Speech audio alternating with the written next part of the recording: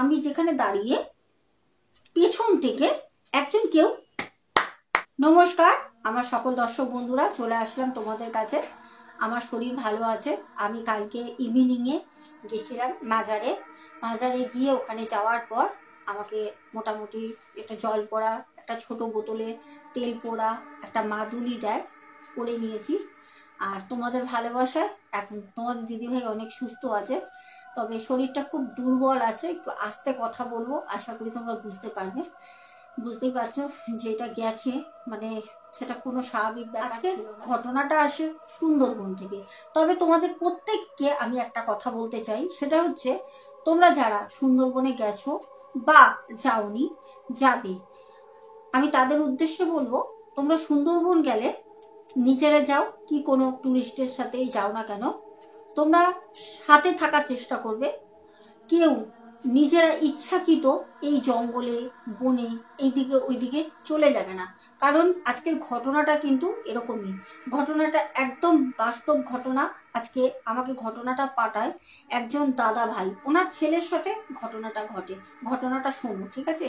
তাহলে তোমরা বুঝতে পারবে যে আমরা অনেক জায়গায় গিয়ে এদিকে ওইদিকে চলে যাই না, নিজের মানে মন মর্জির মালিক, ভালো লাগছে না তো এদিকে যাই, ওখানটা একটু ঘুরে আসি। এই জিনিসগুলো একদমই করা উচিত না।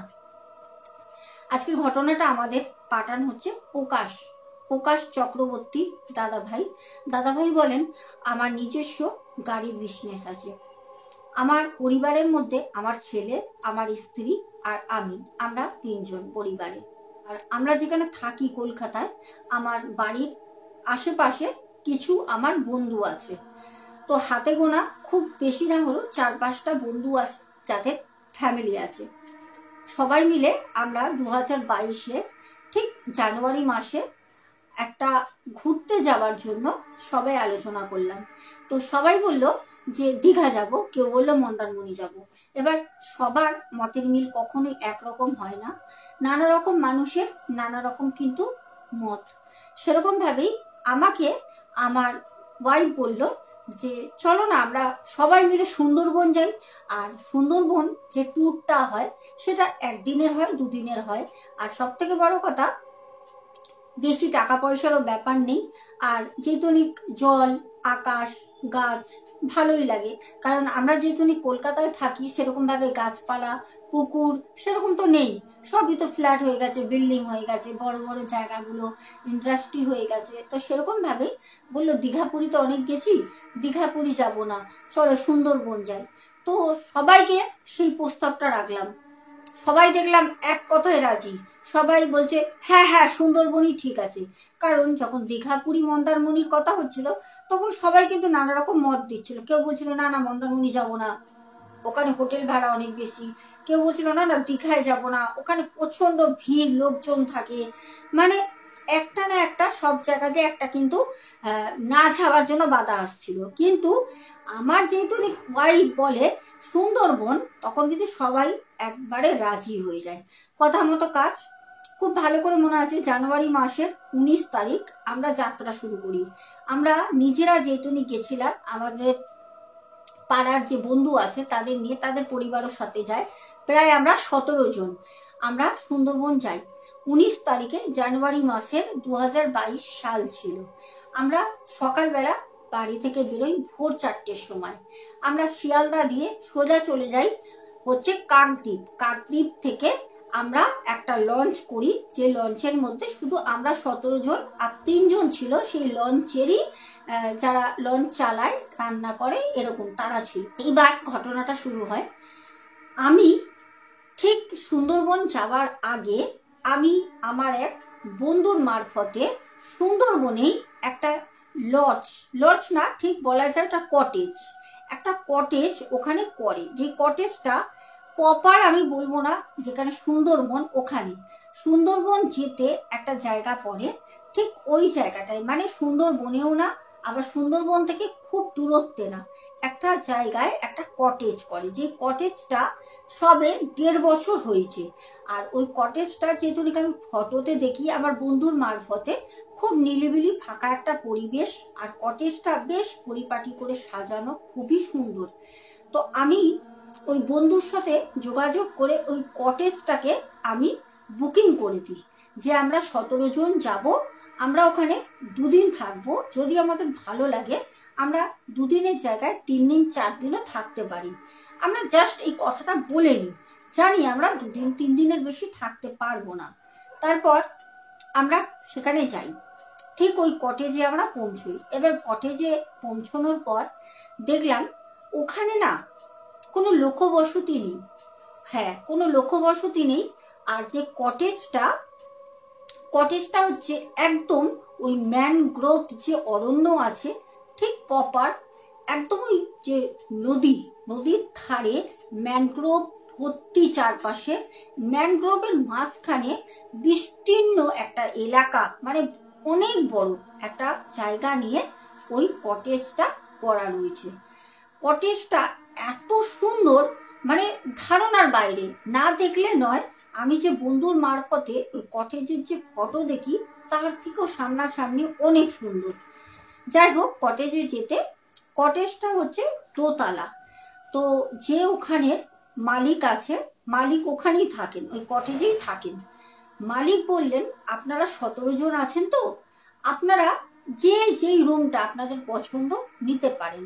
কারণ আমরা দেখলাম ওই কটেজে একটা মানুষ নেই, পুরো কটেজ কিন্তু ফাঁকা, শুধু 4টে ছেলে আর ওই কটেজের মালিক। মানে টোটাল অত বড় জায়গা জুড়ে যে কটেজটা রয়েছে 5 জন মাত্র রয়েছে।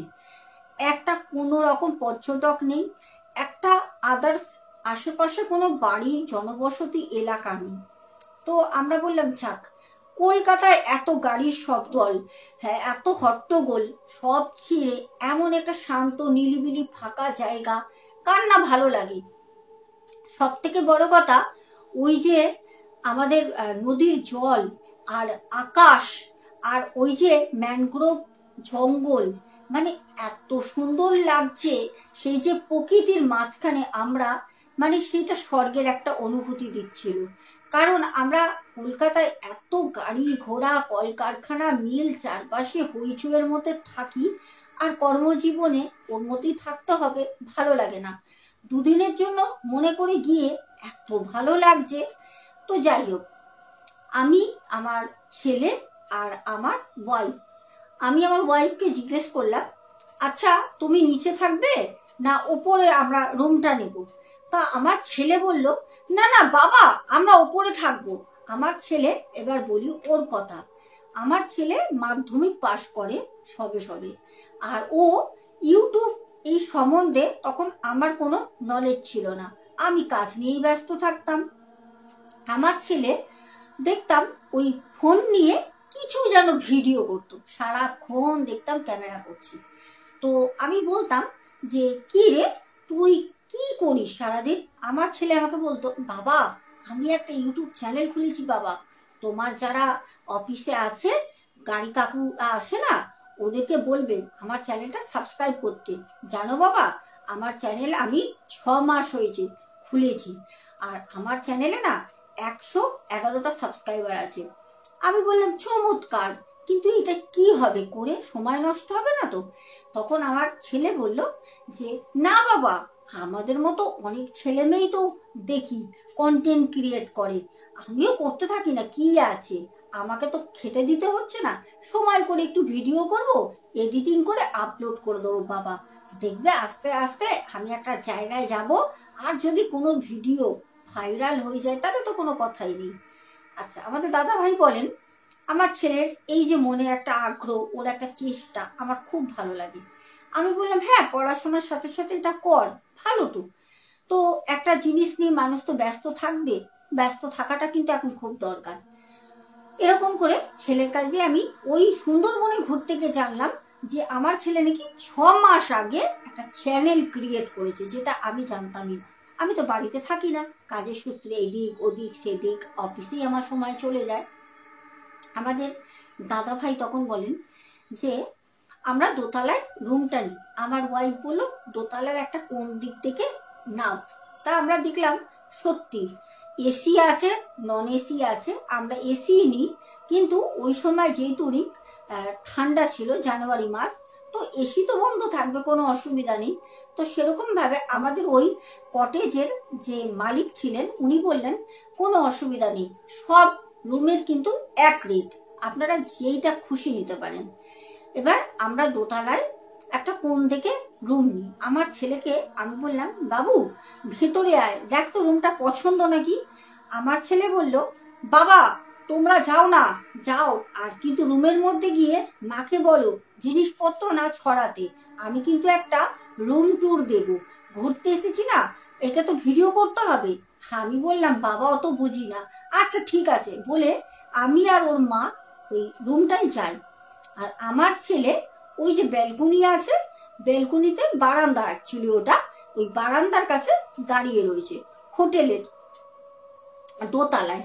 এবার যেহেতু একদম চারপাশ ঘিরে ওই কটেজটার শুধু গভীর অরণ্য, সুন্দরী, করান, দেবদারু, কাজু, নানা রকমের নাম না জানা অনেক গাছ ওখানে, আর ম্যানগ্রোভ গাছের তো কোনো অভাবই নেই। আর সেই হচ্ছে নদী আর আকাশ, মানে এছাড়া ওখানে কিছু নেই, বাড়ি ঘর কিছু নেই যে তুমি আদার্স কোনো পার্সন ওখানে দেখতে পাবে। তো আমার ছেলেকে দেখলাম ওই ফোনটাকে নিয়ে ওই জন্য কিছু একটা করছে, হাত দুলিয়ে দুলিয়ে। তো আমি চলে গেলাম আমার ওয়াইফের সাথে ঘরে, মানে হোটেলের রুমে। যাওয়ার পর আমার ছেলে বাইরে দাঁড়িয়ে রয়েছে। আমি বললাম, আরে বাবু আয়, এ কি ড্রেসটা চেঞ্জ কর, কখন থেকে তুই কি করছিস, একবারই কি তুই সবই দাঁড়িয়ে দাঁড়িয়ে ওই একই আকাশ পাতাল গাছ এই দেখাবি। তো আমার ছেলে খুব আনন্দ, ও সাথে সাথে এসে বললো, না বাবা আমি দারুণ দারুণ সব ভিডিও করেছি, তুমি দেখবে। আমি বললাম পরে দেখবো, এখন চল সবাই আছে, সবাইকে দায়িত্ব আছে, তো চল আমরা লাঞ্চটা কমপ্লিট করি। সেরকম ভাবে আমরা কিন্তু খাওয়া দাওয়া করতে যাই। তখন প্রায় সন্ধে সন্ধে হচ্ছে, ওই লাঞ্চ বলো ডিনার বলো একই হয়ে যাবে। হ্যাঁ, যদি রাতে কারোর খেতে ইচ্ছা করে ওদের বললে ওই কটেজ থেকে ওনারা কিন্তু দায়িত্ব নিয়ে রান্না করে দেবেন।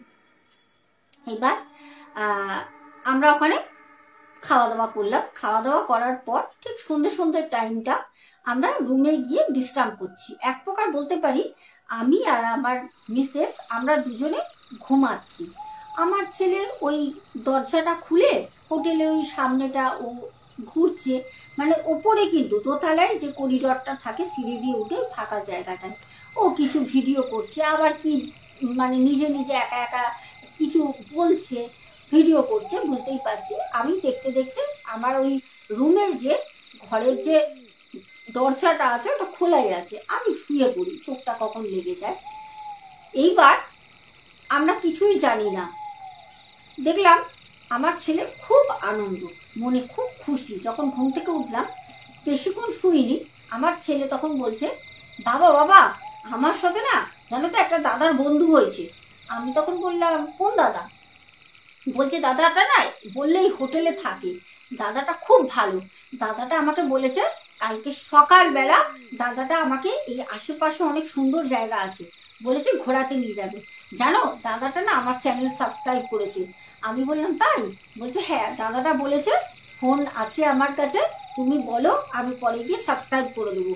দাদাটা বলেছে আমার চ্যানেল সাবস্ক্রাইব করবে, আর দাদাটা বলেছে তোমাকে আমি এমন এমন জায়গায় ঘোরাতে নিয়ে যাব, ওই জায়গায় গেলে তুমি যদি ভিডিও করো না ওগুলো ছাড়লেই তুমি ভাইরাল হয়ে যাবে। ওই দাদাটা আমারই মতো বয়স জানো বাবা। তো আমি তখন বললাম আচ্ছা ঠিক আছে। তো আমি সত্যি কথা বলতে ঘুরতে গেছি, আমার ছেলে এত আনন্দ, আমার ওয়াইফ এত আনন্দ, আরও যারা আমার সাথে বন্ধু বান্ধব সবাই মিলে রাতের বেলা বেশ ভালো জমিয়ে পার্টি, গান বাজনা, সেই রাতের বেলা খাওয়া দাওয়া খুব ভালো করে আমরা আনন্দ করে রাত্রে 12:30 1টার সময় আমরা সবাই শুতে যাই। এবার যথারীতি শুয়ে পড়েছি, ঘুমাচ্ছি। মানে আমাদের কাজকর্ম ছেড়ে, কলকাতার ব্যস্ত জীবন ছেড়ে ওখানে গেছি একটু বিশ্রাম নেওয়ার জন্য, একটু রিল্যাক্স হওয়ার জন্য। এবার সকালবেলা আমার ছেলে তখন আনুমানিক 6:30 বাজে, আমার ছেলে আমাকে ডাকছে, ও বাবা বাবা ও বাবা ওঠো না। তো আমার এত চোখে ঘুম, এমনি লেট নাইট শুয়েছি, বন্ধুরা মিলে একটু পার্টি করেছি, মানে বুঝতেই পারছো। তো আমি চোখ খুলতে পারছি না, শরীরটা খুব ভার লাগছে। তো আমি বললাম কি হয়েছে রে? তো আমাকে তখন ছেলে বলল, বাবা আমাকে না ওই দাদাটা এসছে জানো তো, আমাকে দাদাটা বলল যে এখানে ভালো ভালো জায়গা রয়েছে, আমি ফোনটা নিয়ে যাচ্ছি বাবা, ভিডিও করব। আমি বললাম সাবধানে যাস। তো আমার ছেলে চলে যায়। এইবার আমার ছেলের অভিজ্ঞতা তোমাদের সাথে বলছি, ঠিক আছে? এতদূর পর্যন্ত আমি বললাম যেটা আমি জানতাম, এবার ছেলের মুখে শোনাটা আমি বলছি। আমার ছেলে বলে যে আমাকে ওই দাদাটা নিয়ে যায় একটা জঙ্গলের মধ্যে, আর জঙ্গলের ওই যে রাস্তাটা এত সুন্দর, মানে এত সুন্দর একটা কাঁচা পাকা মাটির রাস্তা। আমার ডান সাইডে সেই যে নদী, আর বা সাইডে পুরো ভর্তি ম্যানগ্রোভ। এত জঙ্গল, মানে একদম দিনের বেলায় অন্ধকার ঘুটঘুট ঘুটঘুট করছে, এত ঘন বন জঙ্গল। আর একটা পোকার এত শব্দ, মানে কি বলবো, মানে কান্না ফেটে যাবে এত শব্দ একটা পোকার। আর এত হাওয়া দিচ্ছে, আমি ওই দাদাটার সাথে হেঁটে হেঁটে যাচ্ছি। যেতে যেতে আমি দাদাটাকে বলছি, ও দাদা তুমি তো আমাকে নিয়েই যাচ্ছ সোজা, চারপাশে তো কিছুই নেই, শুধু জল, জঙ্গল, আর এখানে রাস্তা, আর ওপরে হচ্ছে আকাশ, কোথায় নিয়ে যাচ্ছ? তখন ওই দাদাটা বলছে, তুমি চিন্তা করছো কেন, আমার সাথে চলো না, তুমি ভাইরাল হয়ে যাবে, তুমি ভিডিও করো বললে না।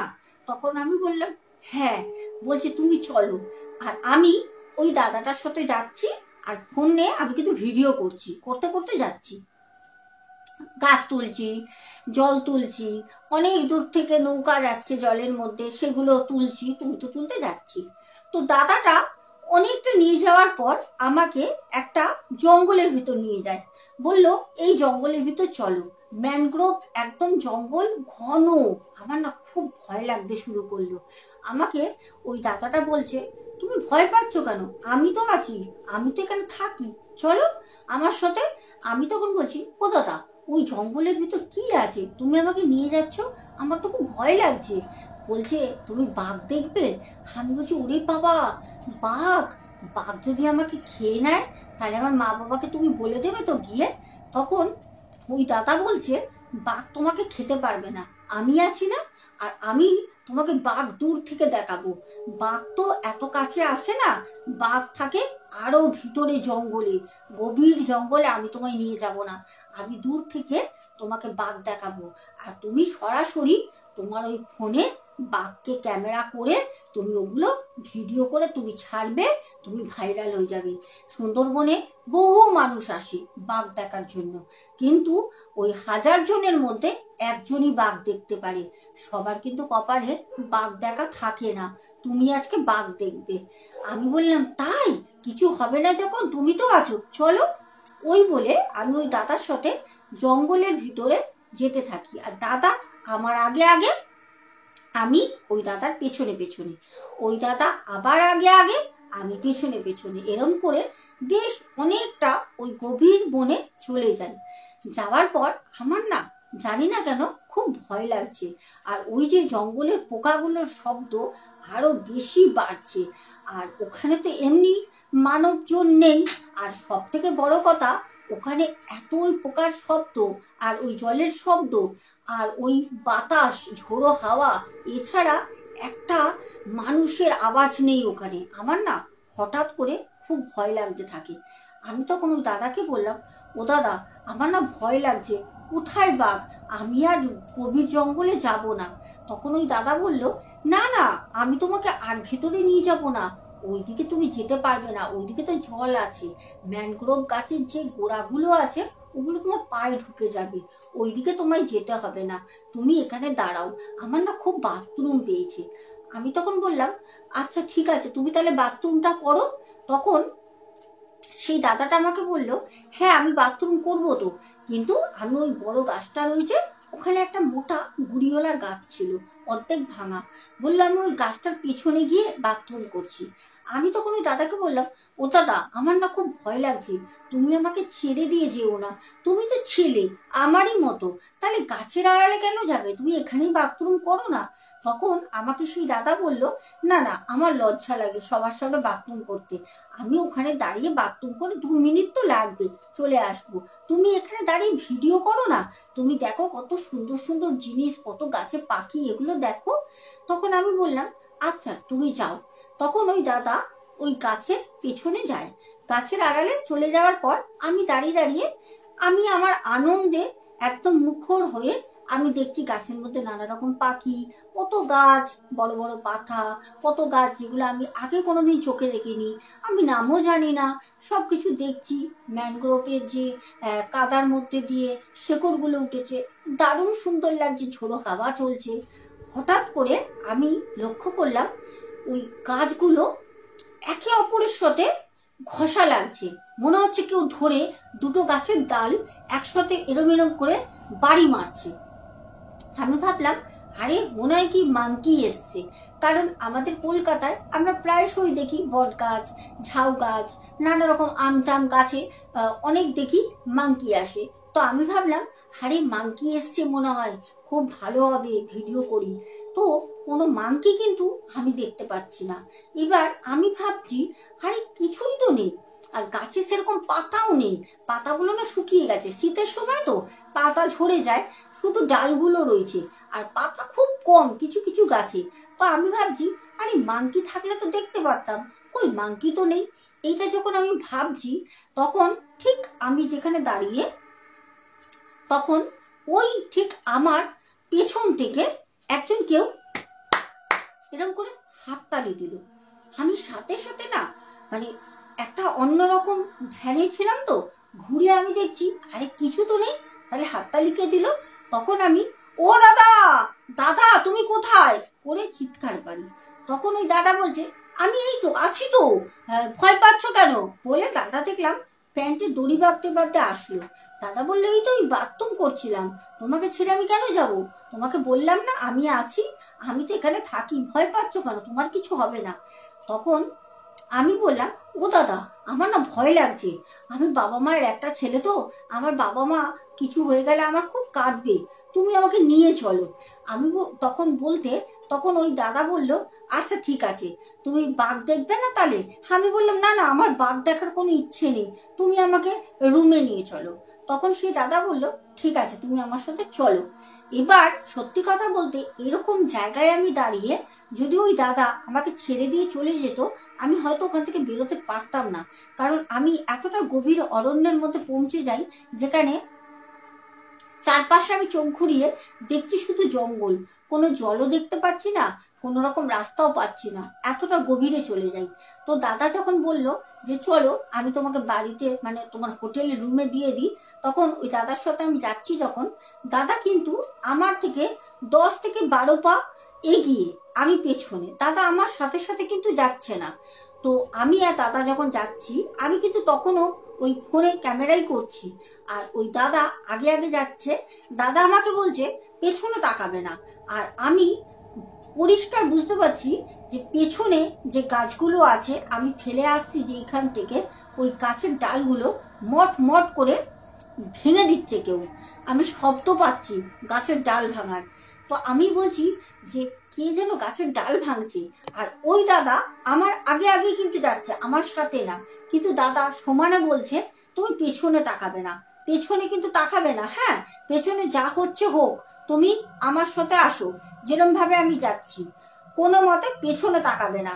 আমি তখন বলছি যে আচ্ছা ঠিক আছে, কিন্তু আমি বুঝতে পারলাম না যে আমি যে পেছনে তাকাচ্ছি ওই দাদা তো আমার দিকে তাকাচ্ছে না, ওই দাদা তো আমার থেকে আগে আগে সোজা কিন্তু যাচ্ছে, আমি যে পেছনে তাকাচ্ছি ওই দাদা আমার দিকে না ঘুরে তাকিয়ে কি করে বলতে পারছে যে তুমি পেছনে তাকাবে না, যা আওয়াজ হচ্ছে হোক পেছনে তাকাবে না।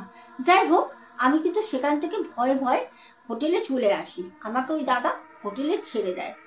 তারপর আমি রুমে যাই, গিয়ে দেখলাম আমার মা উঠে রেগে বসে রয়েছে। মা বলল, কখন গেছিস তুই বাবাকে বলে, তোর বাবা আমাকে এক্ষুনি উঠেছিল, বলল এখন কটা বাজে, 10:30। আমি বললাম হ্যাঁ, ওই দাদাটা হোটেলের আমাকে নিয়ে গেছিল, জানো কত ভালো ভালো ভিডিও করেছি, মা দেখবে? আমার মা বলল কোনো দরকার নেই, পরে দেখবো, যা জল খাবারটা খেয়ে নে, সকালে 10:30 বাজে। যাই হোক, তখনের মতো সবকিছু মিটে যায়। এবার আমি দুপুরবেলা বসে বসে ভাবছি দাদাটার কথা, যে দাদাটা কত সুন্দর জায়গায় থাকে, কত জল, কত জঙ্গল, কত সুন্দর, কিন্তু ওদের এখানে মনে হয় ভালো লাগে না। আমরা কলকাতায় থাকি তো, কলকাতা ভালো লাগে না, আমরা ওই জন্য এখানে এসছি, ভালো লাগছে। আর ওই দাদাটার এখানে ভালো লাগে না, মনে হয় কলকাতা থাকলে ভালো হতো, মানে আমি মনে মনে সব ভাবছি। হঠাৎ করে আমার বাবা আমাকে এসে বলল যে কিরে, কার সাথে ঘুরতে গেছিলিস সকালবেলা? আমি বললাম বাবা, ওই যে হোটেলের একটা দাদা রয়েছে, সেদিনকে বললাম না তোমায়, ওই দাদাটা নিয়ে গেছিল। তখন আমার বাবা বলল আচ্ছা আচ্ছা।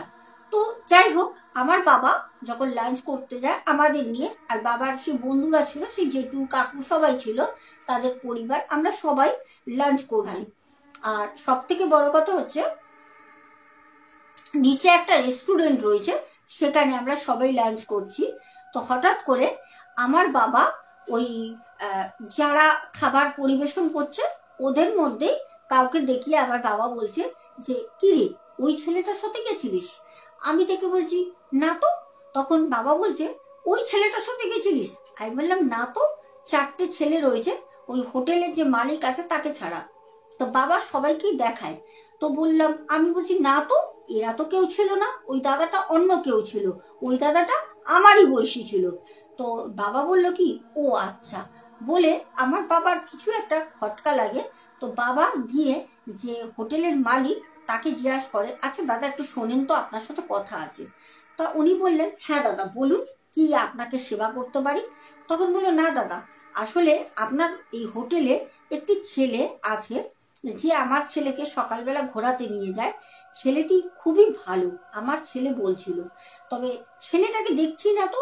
তখন ওই মালিক বলেন আচ্ছা কোন ছেলের কথা বলছেন বলেন তো, কিরকম দেখতে? তখন আমার বাবা পুরো গঠন বলে আমার কাছে জেনে নিয়ে, তখন ওই মালিক বলছেন আমার হোটেলে এইরকম ছেলে, কি জানি, হ্যাঁ আপনার ছেলের তো কোনো ভুল হয়েছে।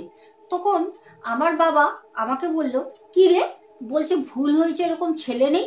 তখন আমি বললাম আরে না না, উনি বুঝতে পারছেন না, এসছিল তো একটা দাদা, আমি ঘুরে আসলাম, ঠিক আছে, আমার সাথে দেখা হলে আমি তোমাদেরকে নিয়ে যাব, দেখাবো, ঠিক আছে, পরিচয় করিয়ে দেবো। তো তখনের মতো সবকিছু খাওয়া দাওয়া করে আমরা আনন্দ করছি, চলে গেলাম। আমরা কিন্তু পরের দিন একদম সকাল সকাল ওখান থেকে বেরোবো, কলকাতায় রওনা দেবো। ভোরবেলা ঘুম থেকে উঠি 6:30টায়, উঠে আমরা খাওয়া দাওয়া করে 8টার মধ্যে ওখান থেকে বেরিয়ে সবাই ওই ঘাটে চলে যায় লঞ্চ ধরার জন্য। এইবার সব থেকে বড় কথা ওখানে হলো, আমার বাবা আমাদের সবাইকে, ওই হোটেলের যিনি মালিক আছে ওনার অনেক ভালো ব্যবহার, উনি আমাদেরকে লঞ্চের ঘাট পর্যন্ত ছাড়তে আসে। অ্যাকচুয়ালি ওইটা কোনো প্রপার কিন্তু ঘাট না, যদি কোনো পর্যটক যায়, যেই লঞ্চ ছেড়ে দেয় সে আবার বলে দিলে 2-3 দিন পর যাব আমরা, ফিরে যাব, সে আবার এসে সময় মতো নিয়ে যায়। তো সেরকমই ওই ঘাটে লঞ্চ দাঁড়িয়ে রয়েছে, সবাই লঞ্চে ওঠে। আমার বাবাকে ওই যে কটেজের যে মালিক উনি ডাকেন, ডেকে বললেন যে দাদা একটা কথা বলবো। তো আমার বাবা বললেন হ্যাঁ বলুন দাদা, কি কথা? তো ওখানে আমিও ছিলাম, আমার মাও ছিল, আর সবাই যারা ছিলেন আঙ্কেল আন্টি, তো তারা সবাই লঞ্চে উঠে গেছে। তখন ওই কটেজের মালিক বললেন যে আপনার ছেলেকে, যে ছেলেটি কালকে নিয়ে গেছিল আপনি বলছিলেন, অ্যাকচুয়ালি ওরকম কোনো ছেলে আমার কটেজে কাজ করে না, এখানে কোনো বাড়িঘর নেই, আমিও ওই যখন বুকিং হয় আমি তখন আসি, এছাড়া আমি থাকি না, শুধু ওই 4টে ছেলেই এই কটেজটা দেখাশোনা করে। আর সত্যি কথা বলতে আপনি যেই ছেলের বর্ণনা দিয়েছেন ওই ছেলেটি হচ্ছে আমার ছেলে। তখন আমার বাবা বলল ও আচ্ছা আচ্ছা, আপনারই ছেলে তাহলে, আমি তো বললাম আমার ছেলে তো বলছে যে ও এইখানেই থাকে। তখন বললো জানেন দাদা, আসলে আমার ছেলে, কিন্তু আমার ছেলে জীবিত নেই। তখন আমার বাবা, আমি শুনে বলছি কি, ওই দাদা জীবিত নেই মানে? ওই দাদা তো আমার সাথে কথা বলেছে। বলছে হ্যাঁ বাবু, ওটা হচ্ছে আমার ছেলে, ও জীবিত নেই, ও আজ থেকে 4 বছর আগে মারা যায়।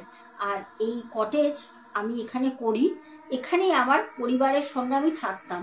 আমার ছেলে মারা যাওয়ার পর আমার বউও মারা যায়, আমি একাই। কারণ আমি যখন এখানে জমিটা কিনি, আমি অ্যাকচুয়ালি আগে দুবাইতে কাজ করতাম। ওখান থেকে আমি বেশ কিছু টাকা জমাই, তারপর কলকাতায় আসি। কলকাতায় এসে আমি ভেবেছিলাম যে একটা কিছু করব। ব্যবসা সেরকমভাবে কলকাতার মতো জায়গায় অনেক ঝামেলা হচ্ছিল। তারপর ভাবলাম দীঘা বা মন্দারমণির দিকে কোনো একটা হোটেল করার চেষ্টা চালাই, কিন্তু ওখানে জমির বিশাল দাম। তারপর কলকাতায় একজনের সাথে আমার আলাপ হয়, সে আমাকে প্রস্তাব দেয় সুন্দরবনে প্রচুর পর্যটক আসে ঘুরতে। সুন্দরবন আমাদের বিশ্বের মধ্যে একটা নাম করা জায়গা সুন্দরবন। তো তার জন্য বন্ধু আমাকে বলল যে তুই সুন্দরবনে একটা প্রপার্টি কেন, ওই প্রপার্টির মধ্যে তুই তোর শখের একটা কটেজ কর, আর তুই ওখানেই থাকবি। সেরকম ভাবে বন্ধুর প্রস্তাব পেয়ে আমি এখানে এই প্রপার্টিটা কিনি। তারপর এখানে আমি যখন কটেজ করিনি, নিজের বউ বাচ্চাকে নিয়ে একটা ছোট্ট ঘর করে থাকতাম। একদিন ঝড় বৃষ্টির রাতে আমার ছেলেকে বাগে তুলে নিয়ে চলে যায়। সেই ছেলের আমরা ডেড বডি পাইনি। আর লোকের মুখে শোনা গেছে পরে জামা কাপড়ের ওর শরীরের অংশ কিছু পাই, সেটা হচ্ছে জঙ্গলের ভেতর দিয়ে। আর যেই জঙ্গলে আপনার ছেলে গেছিল সেখানেই আমার ছেলের আত্মা থাকে। আমার ছেলেকে আজ থেকে 4 বছর আগে বাগে ধরে নিয়ে চলে গেছে। আর সব থেকে বড় কথা, ওই যে জঙ্গলটায় আপনার ছেলে গেছিল, ওই জঙ্গলে কেউ যায় না। কারণ ওখানে অনেকেই হাততালি দেওয়ার শব্দ, গুগানির শব্দ, কান্নার শব্দ, হাসির শব্দ, ডাল ভাঙা প্রায় জেলে ভাইরা দেখতে পারে, শুনতে পারে। সন্ধ্যের পর আমরা কিন্তু এখানে কেউ থাকি না। আর যখন সিজন চলে তখন ওই 4টি ছেলে এখানে থাকে। আমি তাদের সাথে ফোনে ফোনে প্রতিনিয়ত যোগাযোগ করি। তবে এই কথা আপনাকে বললাম, আপনি কিন্তু কাউকে বলবেন না, তাহলে আমার ব্যবসাটা আর ব্যবসা হবে না। আমাকে এটাও এখান থেকে বন্ধ করে অন্যত্র চলে যেতে হবে। এই ঘটনাটা কতটা ভয়ঙ্কর ভাবো। আমরা এমন এমন জায়গায় গিয়ে নিজের স্বাধীন চেতা মন এদিক ওইদিক চলে যাই। আমরা জানি কোন জায়গায় কি ক্ষোভ পেতে বসে আছে, কখন কি আতঙ্ক করবে, কখন আমাদের সেই জিনিসটা তার খপ্পরের জালে ধরে নিতে পারে, আমরা কিন্তু কেউ জানি না। তবে সাবধান, যেখানে তোমরা যাও না কেন সবাই একসঙ্গে যাওয়ার চেষ্টা করবে, একসঙ্গে থাকার চেষ্টা করবে। আনন্দ সবার মধ্যে হয়, একা একাটা আনন্দ হয় না। ওটা হয় দুঃখ হলে পারে, সেই দুঃখ কাটানোর একটা অবসর সময়। তার জন্য নিজের বাড়িতেই থাকো, ছাদে বসে থাকো, অন্যত্র যাও, কিন্তু এই জঙ্গল, এই মানে এত গভীর অরণ্যর মধ্যে একা একা কখনোই কিন্তু এই জিনিসগুলো করা উচিত না। তো প্রিয় দর্শক বন্ধু, তোমাদের আজকের আমাদের দাদা ভাইয়ের পাঠানো ঘটনাটা কেমন লাগলো অবশ্যই জানিও। স্ক্রিনে দেওয়া নাম্বারে তোমরা প্রত্যেককে বলবো অসংখ্য ধন্যবাদ। কারণ আমাকে কিন্তু প্রত্যেক দিন একজন দুজন করে ঘটনা শেয়ার করছে, অনেক ঘটনা এসছে এই কদিনে, একে একে শেয়ার করব। যেতে যেতে সবাইকে বলবো প্রতি কটা ঘটনার ডিসক্রিপশন বক্সে আমার ইমেলটা প্রিন্ট করা থাকে, চাইলে আমাকে মেলও করতে পারো, বাংলা হিন্দি ইংলিশে। আজকে আসবো, দেখা হবে আগামীকাল। সবাই সাথে থেকো। আজকের মতো টাটা, গুড নাইট। আর তোমাদের ভালোবাসায় আমি খুব ভালো আছি, আর আশা করব তোমরা এরকম ভাবেই সাথে থাকবে। আজকের মতো চলো, টাটা।